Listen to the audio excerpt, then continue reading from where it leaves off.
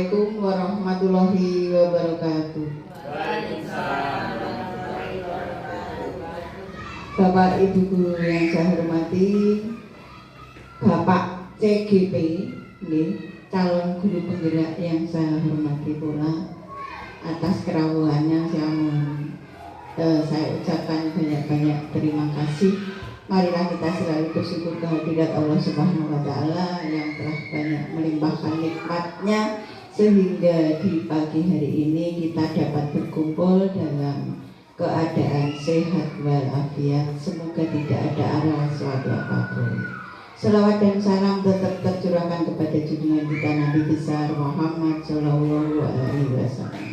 Bapak Ibu yang saya hormati, di sini saya ingin memberitahukan yang sehubungan dengan peningkatan mutu pendidikan khususnya di SDN Cangkal, serta pembiasaan dan kegiatan-kegiatan rutinitas seperti budaya positif yang nantinya mau disampaikan oleh Bapak Guru CGP.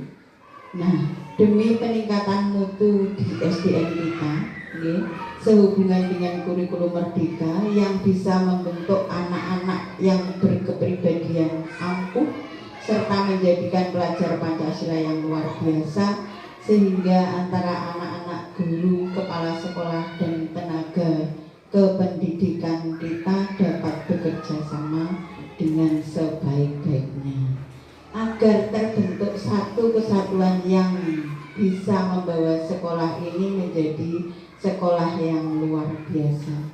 Nah, demikian pengantar dari saya untuk mengantarkan Bapak Guru CGP yang akan menyampaikan ide-idenya, gagasan-gagasannya, dan narasi-narasinya tentang budaya positif yang mau diterapkan di SDN kita ini. Mari kita simak bersama, mendengarkan bersama apa yang mau disampaikan oleh Bapak Guru kita, yaitu Bapak Ari Yudo Wibowo. Monggo, waktu dipersilakan. Bismillahirrahmanirrahim. Assalamualaikum warahmatullahi wabarakatuh. Saya ucapkan terima kasih banyak untuk Ibu Kepala Sekolah yang sudah memfasilitasi pertemuan ini. Terima kasih kesempatannya juga untuk teman-teman dan rekan sejawat Bapak Ibu Guru. Saya di sini bertugas untuk menyampaikan berbagi praktik baik dalam materi modul 1.4 calon guru penggerak angkatan 5 Kabupaten Ngawi, yaitu tentang budaya positif di sekolah. Dengan latar belakang yang pertama adalah pada zaman sekarang banyak informasi-informasi dari luar yang mempengaruhi oleh karakter anak-anak, yaitu banyaknya HP dan internet. Itu sangat mempengaruhi sekali tentang karakter peserta didik. Nah, di sini tugas kita sebagai guru yaitu tidak boleh meninggalkan karakter peserta didik dengan karakter pelajar berprofil Pancasila. Di mana di sini budaya positif adalah nilai-nilai, keyakinan-keyakinan dan kebiasaan di sekolah yang berpihak pada murid. Budaya positif di sekolah merupakan sebuah kesepakatan bersama yang diyakini bersama untuk dijalankan di sekolah. Jadi maksudnya adalah keyakinan-keyakinan itu dibentuk antara guru dan peserta didik agar peserta didik itu melaksanakan dengan kesadaran diri. Jadi tidak dengan tekanan-tekanan guru ataupun pressing hukuman-hukuman kepada murid agar murid segera. Di sini kita budaya positif itu kita disuruh untuk membangun karakter peserta didik atas kesadaran dirinya sendiri. Itu tujuannya budaya positif sekolah adalah seperti itu. Ini adalah contoh keyakinan kelas SDN Canda. Yang pertama contohnya adalah saling menghormati dan menghargai antar guru dan teman. Yang kedua adalah lebih rajin belajar, mendengarkan guru ketika menjelaskan materi. Yang ketiga, menjaga contoh kerukunan, kebersihan kelas bersama. Yang keempat adalah disiplin waktu. Yang kelima adalah menjaga kesehatan. Yang keenam adalah selalu bahagia. Yang ketujuh, saling bekerja sama, membantu dan bergotong royong. Yang kedelapan adalah membudayakan literasi. Ini contoh kesepakatan antara murid dan guru di kelas. Jadi bisa dilaksanakan bersama-sama secara selaras, serasi. Nanti apabila ada murid yang melanggar kesepakatan dan keyakinan kelas, kita bisa menggunakan nanti yang dinamakan segitiga restitusi. Jadi kita tidak boleh langsung menghakimi murid dengan hukuman-hukuman. Nanti karena itu bisa menyebabkan dia melakukan itu karena takut dihukum, tapi bukan karena kesadaran diri dari peserta didik.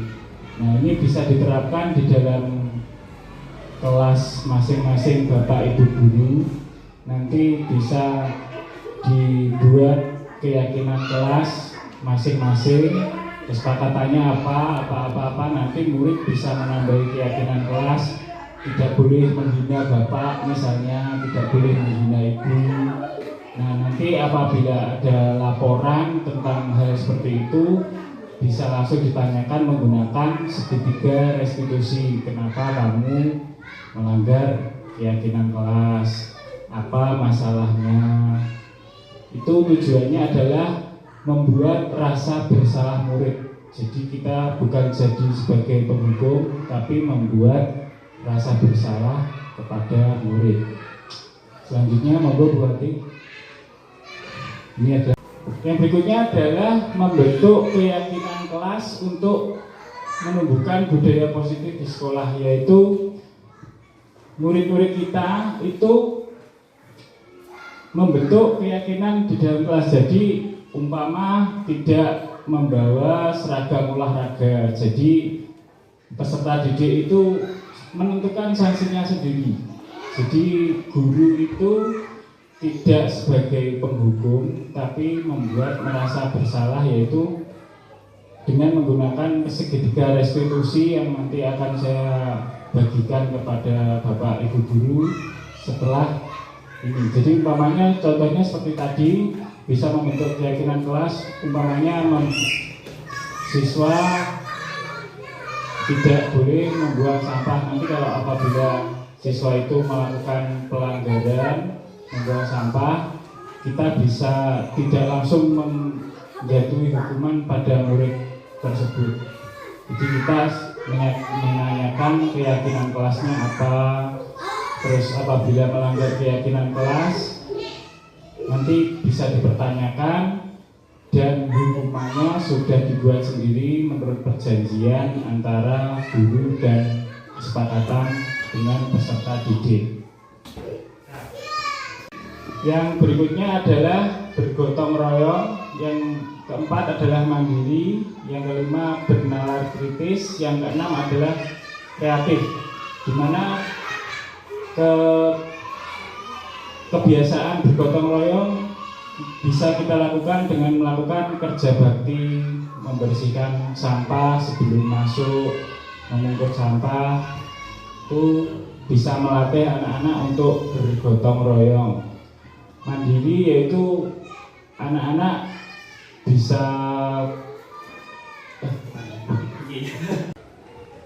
apabila disiplin positif itu dilakukan secara menerus setiap hari, maka akan terbentuk sendiri budaya positif itu dan melekat pada masing-masing peserta didik, yaitu membentuk profil pelajar Pancasila yang bertujuan dari tujuan pendidikan nasional kita, yaitu profil pelajar Pancasila yang pertama adalah beriman, bertakwa kepada Tuhan Yang Maha Esa, dan ini bisa dilakukan dengan pembiasaan yang mungkin juga sudah kita lakukan di sekolah kita, yaitu dengan pembiasaan Asmaul Husna, terus sholat duha, sholat zuhur berjamaah, hafalan surat pendek, itu bisa mewujudkan profil pelajar Pancasila yang pertama.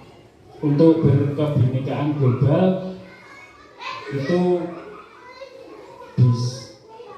yang berikutnya adalah materi segitiga restitusi Bapak Ibu. Jadi segitiga restitusi adalah pengganti guru sebagai penghukum, sebagai hakim, itu bisa menggunakan segitiga restitusi. Jadi kalau peserta didik itu membuat kesalahan, kita bisa menggunakan segitiga restitusi ini untuk posisi kontrol sebagai guru. Jadi ada pertanyaan-pertanyaan yang bisa disampaikan. Yang pertama adalah validasi tindakan yang salah, menstabilkan identitas dan menanyakan keyakinan kelas. Nanti akan saya terangkan.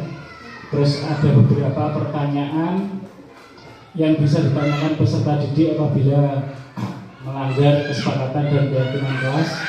Yang pertama contohnya adalah kamu tentu punya alasan mengapa kamu melakukan itu.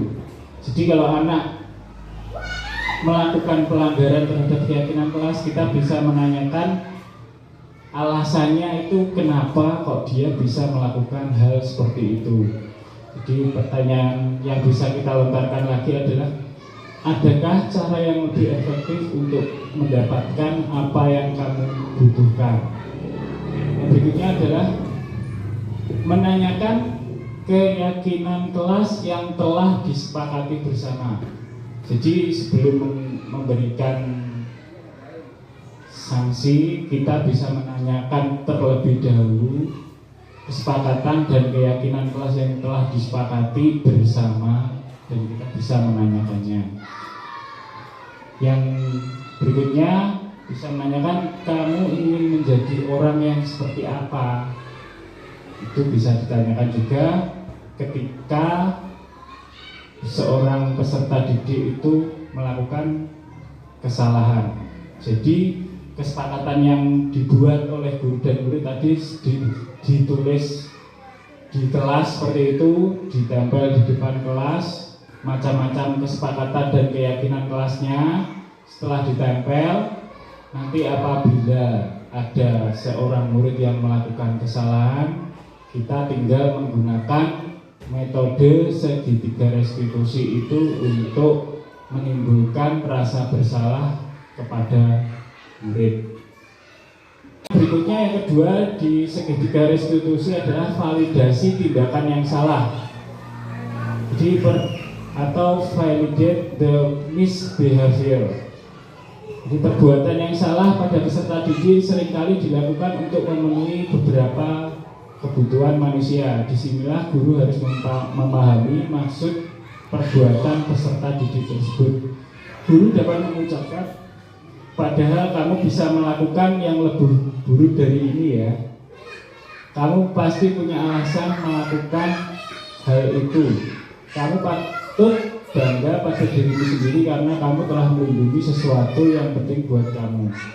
Kamu boleh mempertahankan sikap itu, tapi kamu harus menambahkan sikap yang baru.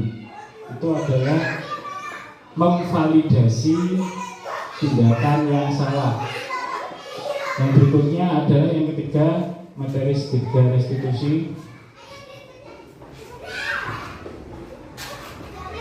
Menanyakan keyakinan kelas yang tadi. Jadi tahap ketiga, peserta didik siap untuk dihubungkan dengan nilai-nilai yang dia percaya dan menjadi orang yang dia inginkan. Guru dapat mengucapkan kata-kata sebagai berikut. Apa yang kita percaya sebagai kelas atau keluarga. Jadi kehidupan kelas itu seperti kehidupan di keluarga yang saling berkaitan. Dan apa nilai-nilai umum yang telah kita sepakati. Jadi kembali ke tadi, membentuk keyakinan kelas di awal, yaitu murid-murid diajak atau ditawarkan untuk membuat peraturan-peraturan yang ada di dalam kelasnya sendiri. Jadi apabila murid melakukan suatu pelanggaran, kita tinggal menanyakan apa yang keyakinan kelas yang telah disepakati bersama dan dilaksanakan secara bersama-sama di dalam kelas. Terus apa bayangan kelas kita yang ideal? Kamu mau jadi orang seperti apa toh? Jadi kita harus melakukan segitiga restitusi tadi untuk berbagi praktik baik, untuk membentuk suatu budaya positif yang ada di sekolah. Jadi Bapak Ibu, selanjutnya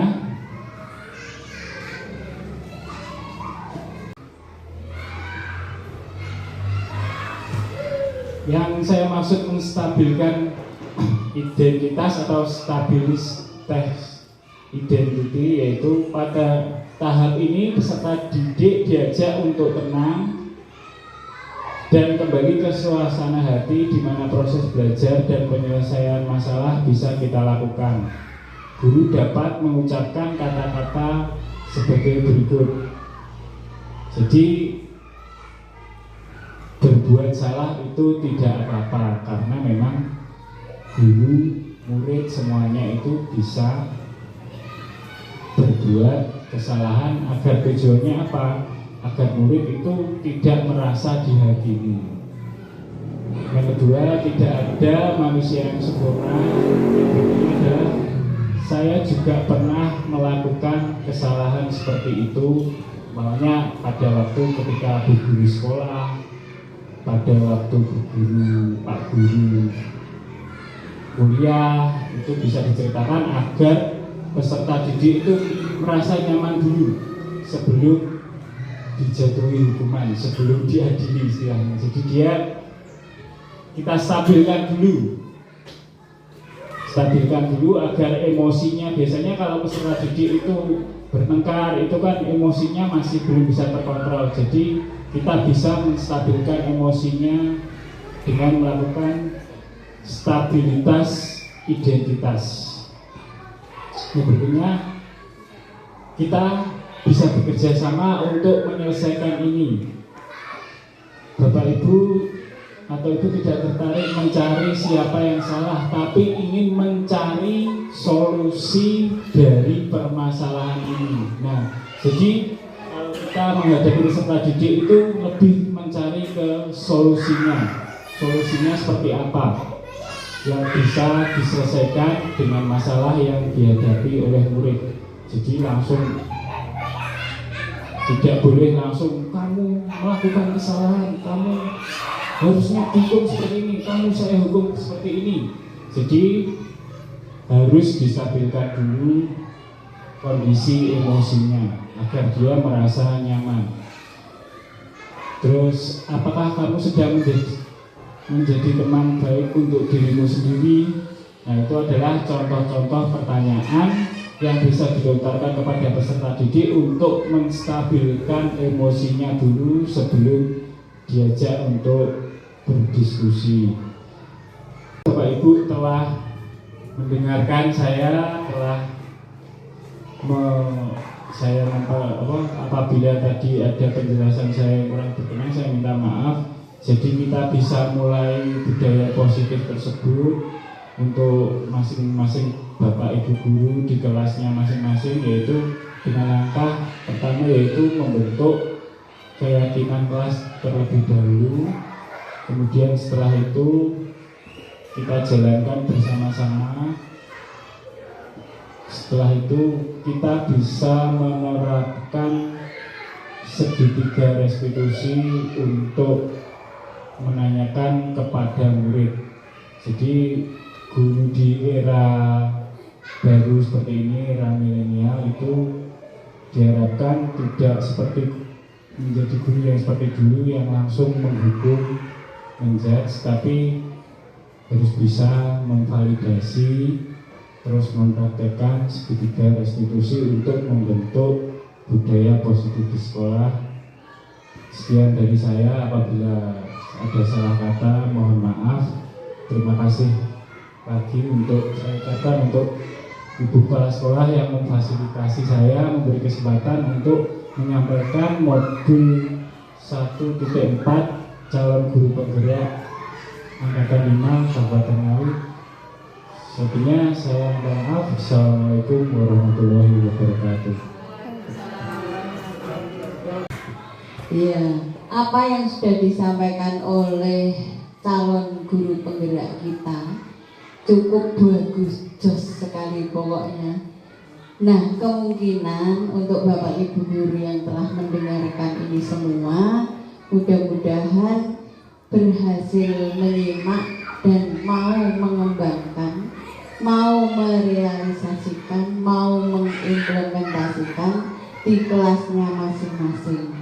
Nah, tadi yang sudah disampaikan oleh Pak Ari Yudhowibowo tentang profil pelajar Pancasila, membentuk keyakinan kelas, dan menerapkan hukuman-hukuman sekarang untuk kurikulum merdeka tidak boleh diganti dengan cara-cara yang inovatif seperti segitiga restitusi. Saya juga baru kenal, tapi sebetulnya sudah mendengarkan berulang kali, tapi baru kali ini menjadi jelas setelah diterangkan oleh Bapak Guru CGP kita. Kemudian membuat rasa bersalah kepada murid itu justru lebih bagus dibanding dengan memberikan beberapa hukuman. Kemudian dilanjut dengan 5 kebutuhan dasar manusia, di sini juga sudah dibahas oleh Pak Ari. Segitiga restitusi, terus tadi saya sepakat sekali dengan adanya segitiga restitusi yang dijelaskan, akan lebih bagus tadi bisa diterapkan di kelasnya masing-masing dengan apa yang akan maksudnya pembelajaran apa yang disampaikan ke anak-anak itu dapat disampaikan melalui beberapa kesepakatan antara guru dan siswa. Jadi apabila siswa melakukan suatu kesalahan itu tadi sudah sesuai dengan kesepakatan yang dibuat. Contoh bisa memberikan hukuman atau apa ya maksudnya Pak? Peringatan peringatan sesuai kesepakatan. Hukumannya sesuai dengan kesepakatan yang telah dibuat sejak awal.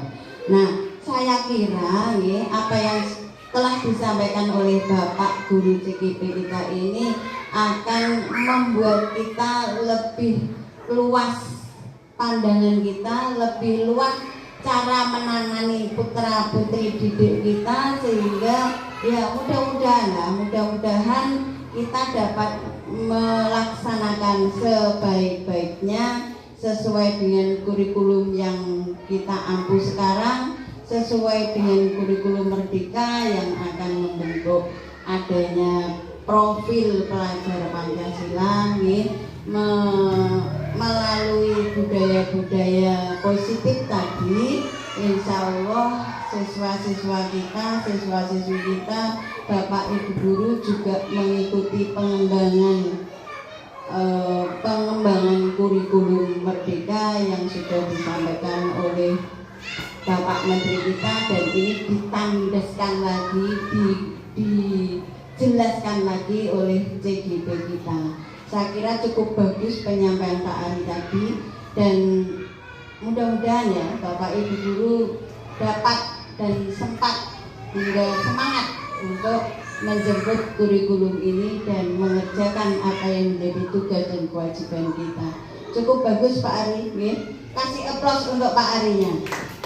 Iya, terima kasih sebanyak-banyaknya. Saya juga mohon maaf apabila masih ada kata-kata yang belepotan, masih ada beberapa kata yang kurang berkenan di hati Bapak Ibu guru. Mohon maaf yang sebesar-besarnya. Bila taufiq wal hidayah. Wassalamualaikum warahmatullahi wabarakatuh.